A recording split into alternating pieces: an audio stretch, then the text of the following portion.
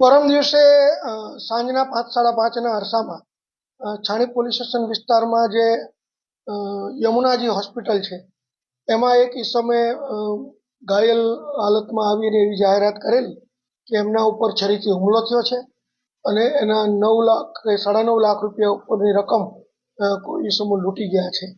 એ હકીકત મળતા તાત્કાલિક સ્થાનિક પોલીસ અને ક્રાઇમ બ્રાન્ચની ટીમો કામે લાગેલી. પ્રથમ દ્રષ્ટિએ જ જોતા જે જાહેરાત કરનાર ભાઈ હતા વિક્રમ ભૂરસિંહ રાઠવા, એનું જે નિવેદન હતું એ જુદી જુદી વખતે જુદું જુદું બોલતા હતા.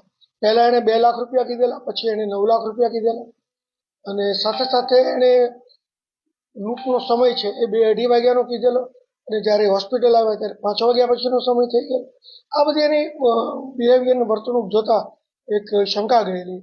સઘન પૂછપરછને અંતે તેમને જગ્યા ઉપર લઈ ગયેલા અને અંતે તેઓ જે સાચી હકીકત છે ભૂલી ગયેલા. એમણે પોતે જ એના મિત્રને પૈસા આપી દીધેલા.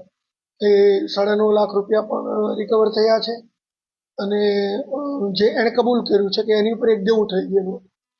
એટલા માટે કે પોતે લેબર કોન્ટ્રાક્ટર હતા અને પૈસા ન ચૂકવવા પડે એટલા માટે એણે આ તરકટ ઊભો કર્યું હતું એવું ધ્યાન પર આવેલ છે અને એ પણ અમે સમા પોલીસ સ્ટેશનને આપી દીધેલા છે.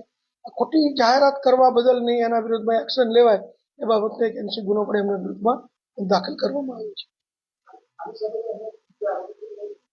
ના, જેની પાસેથી પૈસા કબજે થયા છે એને પણ એનસીના ભાગરૂપે ગુનેગાર ગણશે.